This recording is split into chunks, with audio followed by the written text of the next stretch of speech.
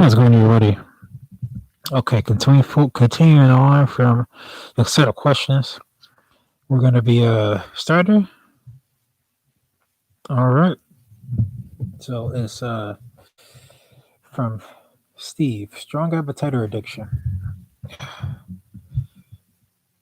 Before we go further, I need to make the point that it's easy to confuse normal sexual desire and conduct with addictive compulsions and gratification. A person can have a stronger than normal sexual appetite and not be a sex addict. I wrote about the characteristics of addictive sex in my book, Addicted to Love. Jesus. Sitting this. I'll just have to do it later. Um, the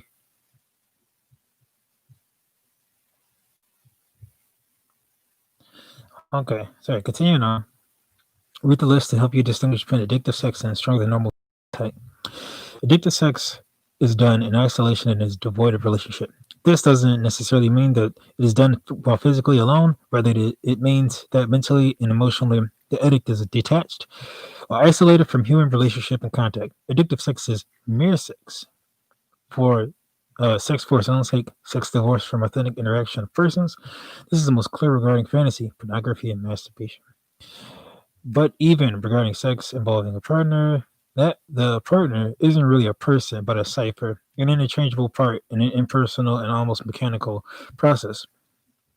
The the most intimately personal of human behaviors becomes utterly impersonal.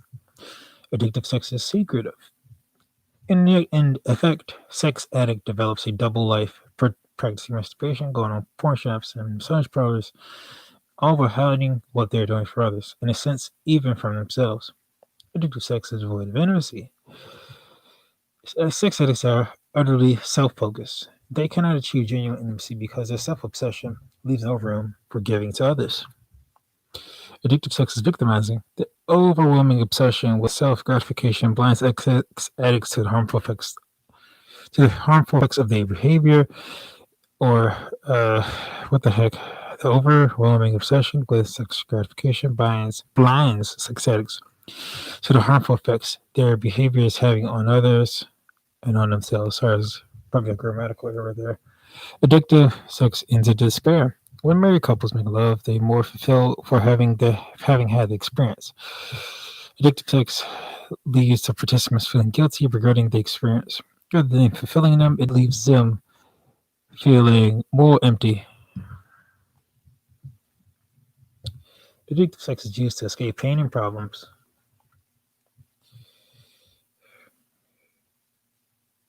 The escapist nature of addictive sex is often one of the clearest indicators that it is present. Like any addiction, sex addiction is progressive. Like an athlete's foot of the mind, as one person described it, it never goes away. It's always asking to be scratched, promising relief. The scratch, however, is to cause pain and to intensify the itch. Having athlete's foot of the mind was how I felt. I vividly remembered my internal struggles between the consequences of my sin and the pleasure of my sin. I remember when those consequences finally got to the point where they weren't worth the pleasure of the sin. But did I qualify as an addict? When I read one author's description of a four-step addiction cycle: preoccupation, ritualization, compulsive sexual behavior, then despair, I knew I'd lived that pattern. So it's that preoccupation, ritualization, compulsive sexual behavior, and then despair. I knew I'd lived that pattern. I was sure that what I'd experienced and what these other men had experienced was addiction.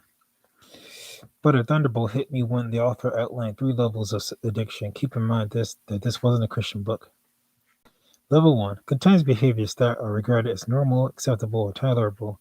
Examples include masturbation, homosexuality, and prostitution. Behaviors that are clearly victimizing and for which legal sanctions are enforced. These are generally seen as nuisance offenses such as exhibitionism or voyeurism.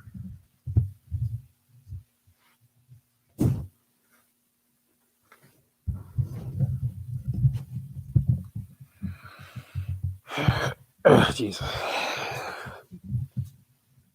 Behaviors. Level 3, behaviors that gave context.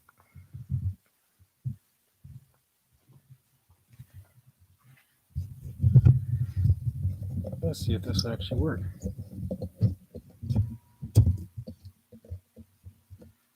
Nah, I don't want to mess around with that. Okay, never mind.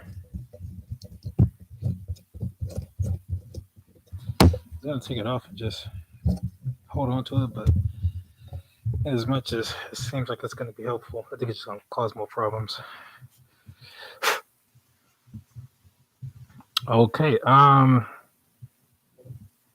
level 3, behaviors that gave consequences for victims and legal consequences for the addicts, such as incest, child molestation, or rape. Wow, crazy stuff.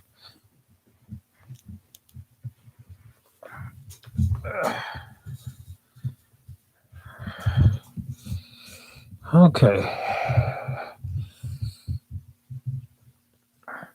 Did you read the list closely? Did you notice the examples of level 1 include not just masturbation, which most men practice at times, but also homosexuality and prostitution? We would be willing to wager that the vast majority of men reading this book do not engage in homosexual acts or use prostitutes. But by the definition above, maybe we aren't addicts after all. But if we weren't addicts, what were we? Fractional addictions, or it says from Steve, fractional addictions. Before we answer that question, let us think again about those 3 levels of addiction as described above. From a Christian perspective, let's insert another level at the bottom of the addiction scale. If we categorize being totally pure and holy as the 0 level, most Christian men we know will fall somewhere between level 0 and level 1. If you're one of the many men in this area, it probably isn't all that helpful to label you as an addict or to imply that victory will take years of therapy. Instead, victory can be measured in weeks, as we'll describe later. Your addictive behaviors are not rooted in some deep, dark, shadowy mental maze, as they are in levels 1, 2, and 3. Rather, they are based on pleasure highs. Okay. Men receive a chemical high from sexually charged images, a hormone called epinephrine. But wonder how I learned that word so easily. Epinephrine is secreted into the bloodstream, which locks into the memory whatever stimulus is present at the time of the emotional excitement. Also, to answer your question, I just did research on similar topics. Not doing drugs, guys, but which locks into the memory whatever stimulus is present at the time. Huh, it's interesting. It's secreted into the bloodstream, which locks into the memory whatever stimulus is present at the time of the emotional excitement. I've counseled men who became emotionally, sexually stimulated just from entertaining thoughts of sexual activity. A guy that said on purchasing Hustler at his local 7-Eleven is sexually stimulated long before he even steps into the convenience store. His stimulation began in his thought process, which triggered his nervous system, which secreted epinephrine into the bloodstream. From the counseling experience, I believe it is often true that those men living at level 1 or worse have deep psychological problems that will take years to work through, but relatively few men live there. Our contention is that the vast majority of men stuck in sexual sin are living between level 0 and 1. We call this a fractional addiction, since it represents living at a level that is a fraction between 0 and 1.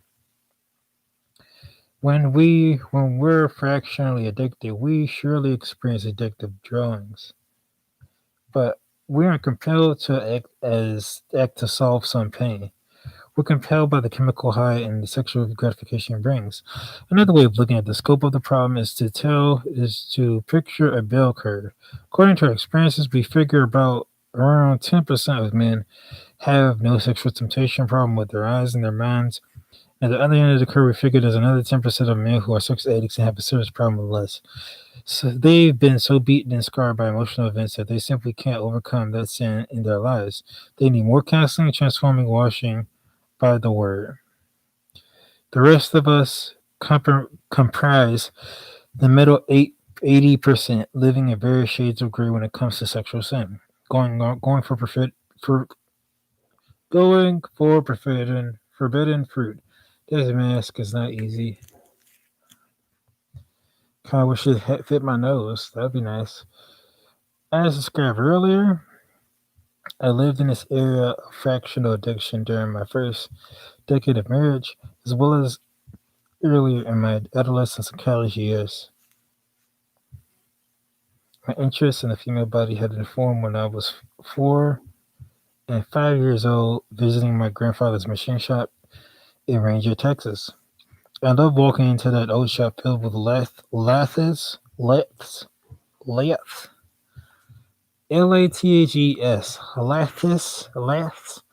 I don't know, and presses. I can say that, presses, where Grandpa made tools to retrieve broken oil well pipes.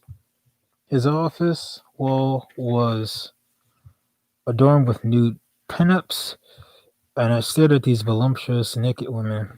What does voluptuous mean? I don't know. As I grew older, I saw women more as objects than people who had feelings. Pornography became for me an enticement to forbidden love. Many young women I dated in high school and college were sexually pure and stayed sexually pure while we dated. But I was always manipulating and conniving, going for what was forbidden. I later tasted the forbidden fruit when I entered the promiscuous period of my life, when I did have premarital sex. It gave me a sense of control and ownership, as if these young women belonged to me. They were objects of my gratification, just like those pictures of the wall on the wall of my grandfather's shop. Well, there you go. I like to think this is affirmed what I said in my previous video, and it's not. I don't mean to be a judgment on the author, because that was his previous life. It was, I like to think, maladaptive, but I'm not a doctor and I can't diagnose them, and I'm not a professional to do so. But to impose that to be the common man is kind of presumptuous. And I don't think everybody's doing that, even though objectification, which kind of tied to my other video about, no, it wasn't. It tied to a video I was seeing about women being essentially objectifying themselves using things like OnlyFans and all that stuff. And I'm just like, but somehow pimping is illegal. That's strange. And prostitution is illegal, even though OnlyFans is not. And you're still getting a product. Uh, you're still getting something that's in that area, that arena, but is you got to pay for it. So what do you get? What's the name for something you had to pay for that's in the arena of sexual activity? I think we call it prostitution. But whatever. I'm gonna just keep going. Um, I don't even know what I mentioned. I think it was just like that. This stuff. It's not good to project your things onto other people, but also this culture is kind of getting bad. Uh, it's not getting very good. But yeah, like I said, I'm gonna keep moving. It's not wholly bad, but when I met Sandy, we made a commitment not to have sex before we married, and we didn't. I didn't tell her about my past, however, nor did I disclose all the secret compartments named past relationships of promiscuity. As a result, I dragged my past into our marriage, which produced problems, just as she dragged her own set of problems into our marital union. Our marriage almost didn't survive the first tumultuous years. The angrier I became at Sandy during those dark times, the more lustful my thoughts would be. I began living in a secret world of gratification that came from looking at other beautiful women, whether they were found in fashion magazines or women's magazines. Looking back, I see how those things broke the connection between us. But I was ignorant of the fact that I was hurting my marriage. After all, I wasn't having sex with anyone but her. I wasn't getting all over messages in seedy parts of town. I'm even masturbating to those photo spreads of barely clad models. I think clad means covered. But yeah, scantily clad, ironclad. I just think it means covered, clothed, covered, something like that. But what I was doing was bringing something into the marriage that didn't need to be there. I felt entitled to have a secret world where I experience small doses of gratification by looking up and down well-built women. That hurt my marriage, but I, along with Fred, needed. Who the heck is Fred? He must have been one of the people. The Okay, needed to do was to train my eyes and mind to behave. I needed to align my eyes and mind with scripture and to avoid every hint of sexual immorality. Before you get into the action plan for realigning your eyes and mind, however, we need to talk about the roots of the sexual bondage. How is it that so many Christian men can't find their way out of sexual sin? We'll start exploring why in the next chapter. That's not just I don't know. It's I don't know if it's an excerpt, but it's in different font. So I still have some time to do this. So let's do it. Sexual, male sexual purity can be unsettling, even shocking to women. Which is I get it. It's two different genders and two different worlds, but it's like that's not. I, I don't know. For me, in my opinion, when you um just like when I was talking about OnlyFans and how some women justify using OnlyFans, even though it's catering to people's is how can I say this? Because I don't want to say it's catering to their loneliness because these lonely men have to pay, but it's just as slimy as pimping. It's just as slimy as like a dude playing a female, playing her emotions to get in her, or a woman playing a dude's emotions for his stuff. It's both slimy on both ways because it's a game, and you play people even though they don't want to be played, or if they don't even know the game themselves, and they just play by the naivete. But I don't know. Sometimes it's kind of strange to me whenever I hear women have this weird, oh my gosh, you're doing this. It's like, and women don't. I mean, that I guess it doesn't justify it, but it's just like, I mean, be humble. Everybody has skeletons, but that's including myself to be humble too, because I know I've been appalled by certain things myself when I should have just held some humility and been like, oh, okay, man, that's bad, but you know, uh, are you trying to correct stuff? Are you trying to make better choices? You know, and I don't know if that's actually a judgment in itself, but sometimes it's like it's not good to be like volatile in your response, but it's to just pull yourself back, rein in your tongue because you might say something you regret until you're like, okay, all right, tell me what's going on. What's up with this? You know, ask good questions. Don't just be like, I mean, because I've asked some good questions. I've asked some very bad questions based on just shock. And I've had shock before. I'm like, wow, wow. And that's really all I could say. Like, dang, man, or I'm sorry, or whatever. And it just like that could also be said as disrespect. But yeah, let's continue. Um, Dina, when asked for her reaction to this book's premise, replied, this stuff is crazy. Women don't have that problem. This is another thing I gotta say. Um, while we have these men revealing books like these, like let's be honest, these books, and this is given to a Christian audience, and even during a time when this came out, this was seen as not controversial, but it's essentially a game changer for men. And it was just like, man, this sounds heavy. And then women's like get all shocked. I'm like, again, just going back to it. Women aren't saints. I mean, this is Christian, so everybody's a saint here. But people got their demons to deal with, and yeah, women are from Venus and men are from Mars or something like that, from Pluto. I don't know. But they got their own baggage, their own skeletons, even in our society. So it's like it's not good to be like, what? I don't have that problem. Like, of course you don't have that problem. not a typical male. You don't fall into that minority of women who have a male mindset, and vice versa. So it's like it's just strange to me, but that's how our culture is. Where it's just, at least that's my opinion on the culture. It's just with this mentality that men and women have certain roles, and then and it's even strange now how it's shifted because it's like they want old stuff and they want new stuff too. It's strange. Oh, okay. I was like, what? Oh, okay, I just saw a notification. I'm like trying to focus. What the heck is that?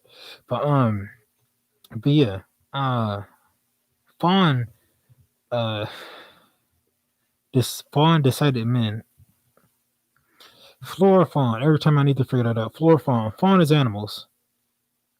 Flora is plants. Fawn is animals. But also fawn is also like falling for something because it's like the four F's of survival: fight or flight, freeze or fawn, and that's how you respond in terms of survival. You fight. You to keep your skin. You fight back. You might flight. You might run away, or you might freeze. You, as the name implies, you freeze. You do nothing. I used to do that when I was in trouble. I used to just sit there and wait for the problem to leave. But fawn, you just fall into it. You dive, you submit, you humble to please that person to survive. You might even just try to be chummy with a person you may not. And I'm not saying that you'll always do this, but you learn that it's good to do to smooth the waters of things. And it's not to say all nice people do this. It's just people who do this too often, they find themselves doing this automatically because in their mind they're convinced that being nice and being overly kind is good to do. Because hey, I'm nice, you're nice, we're all nice, we all live in peace. And I wish we could live in a world like that where everybody can just live in peace and live in harmony. But that's not always the case. We don't always live in harmony. Sometimes it's a hard world out there, and you just need to compete. You just need to learn the game and compete well, or don't play the game, or play a different game and learn how to play that game really well, and have some integrity or something like that. But and again, I still got to learn this stuff myself. But keep moving on. Uh, Fine decided men and women are so different in their sexual wiring that it defies understanding. I was surprised to learn, she said, that Christian men have this problem even after they're married. I found the intensity of the problem to be shocking. Kathy said, I did not know the depth of men would go and the risk they would take to satisfy their desires. I was unaware of how intense these temptations are and how much defensive men must muster to avoid stepping over God's boundaries. Yes, I'm just not gonna front. I mean, I'm still wrestling with it, but man, it's a battle, man. It's every man's battle. Okay. Uh, Andrea said that from taking talking with her father in a different. So this is women's perspectives. It seems the heart of a woman. I see. Are we gonna get something beyond? Oh my gosh, this is crazy! I can't believe men are doing this. I like to get that because they say women mature faster than men. So I wish they would take a mature response to this. But this is ages ago, I guess. So I shouldn't be blaming them for that. Andrea said, from talking with her father and the different guys she dated, she knows men are easily attracted visually. Yep. But she never realized the major extent of this problem until she met her future husband. At the time, he was my closest friend in the youth group, but we were not romantically inclined. Andrea said he did feel safe enough for me to share his first. He did feel safe enough for me to share his problem with pornography. It was quite a battle for him, as he had been exposed to it at third grade. I was a little amazed by it all because although I was attracted to guys by their looks during my dating years, the physical attraction I felt was nothing compared to what a man feels when looking at a woman. Brenda, Fred's wife, yikes. Oh, I hate getting on this bed. I need a better setup. Okay, I hate hunching over. This sucks. Okay. All right. How's that? Feels a little better. Yikes. Okay.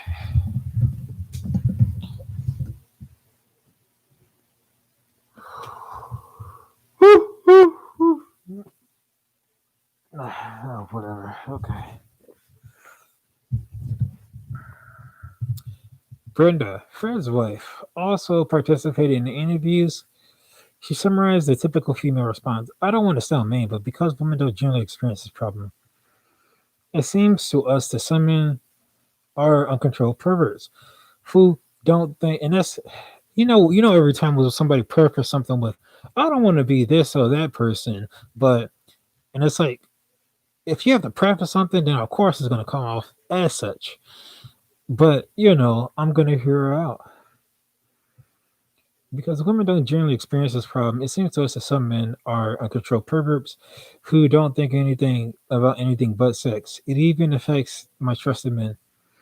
No one that passes in deacons could have this problem. I don't like it that men lustfully take advantage of women and their thoughts. It's their thoughts. Like, imagine reading a erotic novel. You know what? I'm not a woman. I'm not gonna try to understand her. Uh, Although I realize that women can be largely to blame because wait, I don't like it that men lustfully take advantage of women and their thoughts. Although I realize that women can be largely to blame because of what they wear. It's not at least some. It is. It's at least some comfort to know that many men have this problem. Since most men are affected, we really can't call you guys perverts. Gee, thanks, Brenda. Actually, you made an important point. It brings up an additional thought from a man's perspective. We men understand your shock. After all, we were often overwhelmed in the sexual area and we loathe it ourselves. That's why we want mercy. Although we know we don't deserve mercy. How much mercy can be found in a woman's heart if she looks upon this problem? Not surprisingly, it depends upon her husband's situation. There's a natural tug of war in the hearts of women between pity and disgust, between mercy and judgment. Uh, uh, I don't. Well, I don't really have a comment on this. I just think like if that's what it is, that's what it is, and we all have our perceptions of pity and disgust, and of mercy and judgment.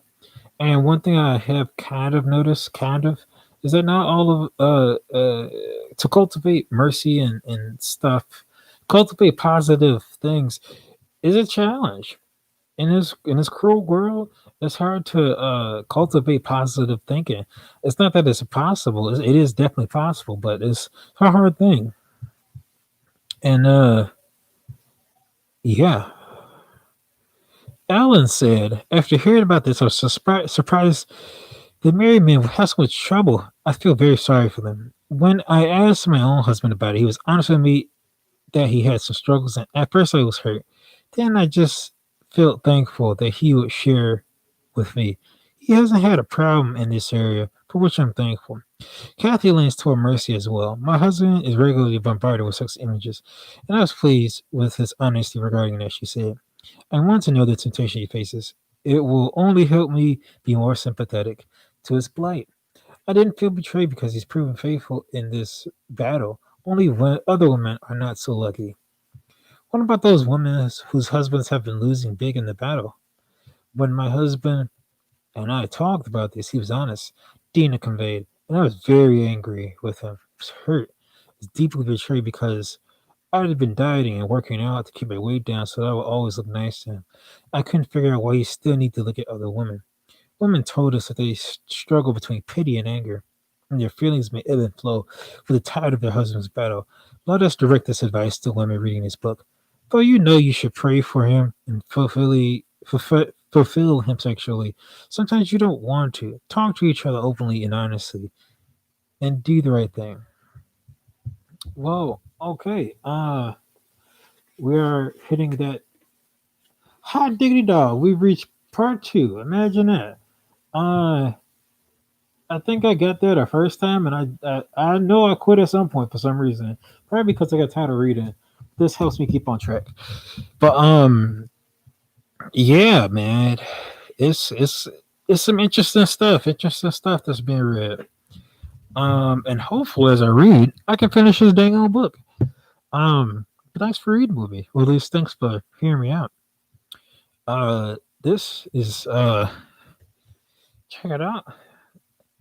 When I purchased it, it was like $16. I don't know if the price changed, but it's Arian's Battle. I don't even know if I bought it or someone bought it for me. Uh, uh, I have a huge library that I haven't gotten to. So during COVID, this is reading season. Kinda, not really. I don't know. We'll see. But Every Man's Battle, Stephen Otterburn, Fred Stoker with Michael Yerke. Which whatever. Okay. But they say it's a workbook included. Usually workbooks don't look like a book, but I don't know if this is the right one. Oh shoot! I know I still got like a bunch of these. I made a book called what is it, Lovely Fisherman. This isn't an advertisement because people ain't buying my stuff, but it can be used as a handy book. What should I call it? Book thingy bookmark. Yes, bookmark thingy. So just place that in the bookmark so I won't forget. And that's it. Oh, and that's it, guys. Gonna do another reading thing next time. And yeah. See you later.